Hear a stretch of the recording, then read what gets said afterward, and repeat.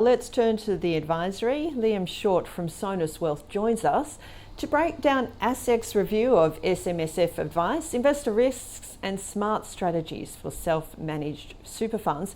Firstly, let's take a look at that ASIC review. They identified poor financial advice related to the establishment of self-managed super funds. So can you tell us what the findings were? So yes, they found that of the 100 funds they checked, 62 of them had faults in the advice that weren't in the client's best interest. Now they did countenance this by saying they didn't choose these randomly. They actually specifically targeted these 100 SMSFs from advisors or other professionals that they had concerns about previously or that were flagged when they did their initial check. So this was checking ones that they were already concerned about. And yes, they found that over 62 of them had issues with them. Some of those had even gone through the compliance of their dealer groups and were still not in the client's best interest. So it's very much a case of what the ATO and ASIC are trying to do now is target specific advice providers, property spruikers, or things like cryptocurrency where people don't really know what they're getting into and somebody is offering to set everything up for them and do everything for them. The whole idea with an SMSF is meant to be self-managed and you're meant to be in control and you're meant to be responsible for the decisions. If somebody is just trying to sell you an SMSF in order to be able to sell you a product, then that should raise all your flags. So with us, we will look at an SMSF if a client is interested in one, but in most cases, we'd only set SMSF for about 2 out of every 10 people. So I think this report is good that it's picking up. ASIC is finally trying to pick up on the troublemakers early on. Well, do you think regulations around self-managed super funds need to be tighter? It do, because at the moment, somebody can still go to an accountant or an online site and choose to set up an SMSF without any advice at all. So, a lot of these companies that are trying to either, like the UGC property group that collapsed, Shield Master Trust and some of those others, in a lot of cases, the whole focus was on getting people into those funds.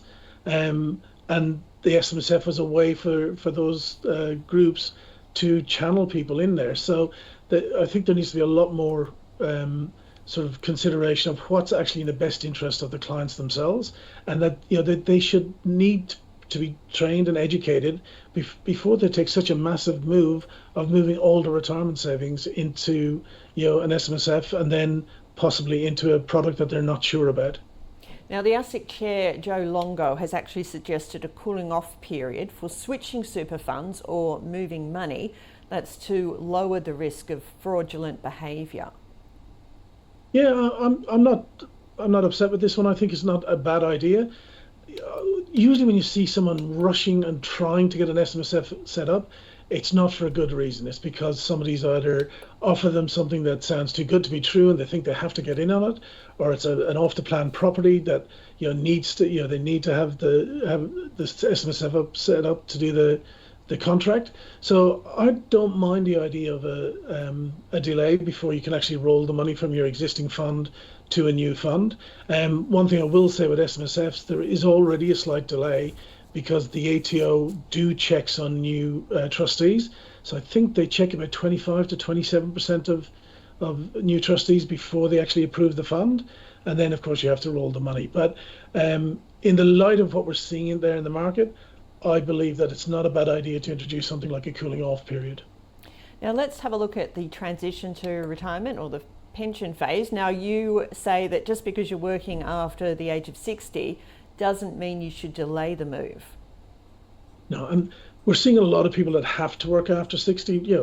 The retirement age is 67 for age pension, but you can retire from 60 and access your super. But a lot of people don't understand that if you are working, you can still use your superannuation to your advantage. So I'll give you 2 examples. We're seeing a lot more people bringing debt into their 60s. Okay, so one of the things that we suggest for people is if they've built up a good super, they can move into transition to retirement phase, or if they can trigger conditional release into a full pension, you can take your minimum 4% pension out each year and use that to pay down that debt before retirement. The other better option that we love is where you can still be working, you can start a transition to retirement pension, and if you don't have cash flow, like all your money is going on your living expenses and your mortgage, then you can use the money from that tax-free pension to do salary sacrifice or one-off contributions to super to lower your tax. So you're basically doing a round robin where the money comes out of super tax-free and you're putting it back in to lower your personal tax. So it lowers your personal tax and it builds back up your super again. So don't just think, I'm working, I can't touch my super. The whole idea is use the whole system to your advantage. One, try and get debt down, non-deductible debt, especially before retirement, and also to do salary sacrifice and save on tax as well. And people have really got to work on whatever strategies are available to them. And 60 to 67 is an ideal period where there's plenty of things you can do.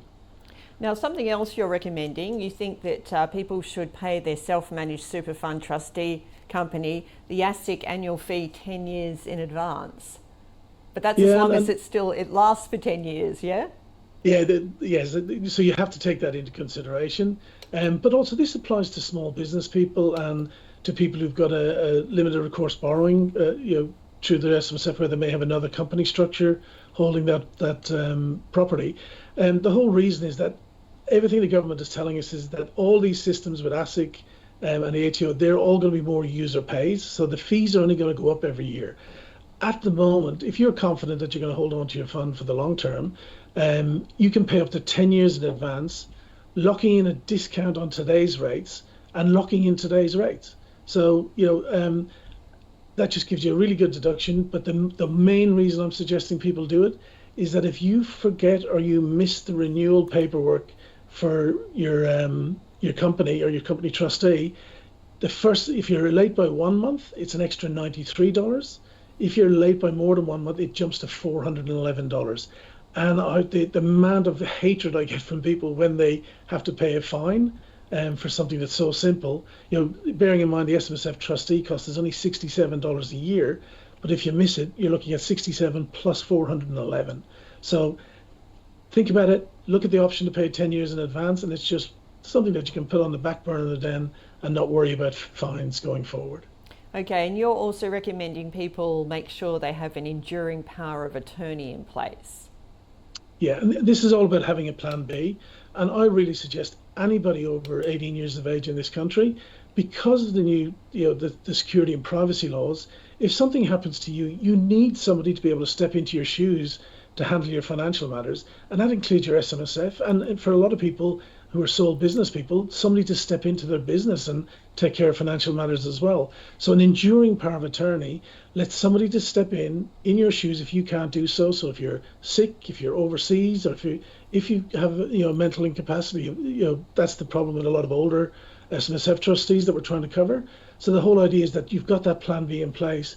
If I get sick, who can step into my shoes and deal with things on my behalf, so that I don't suffer financially as well as medically.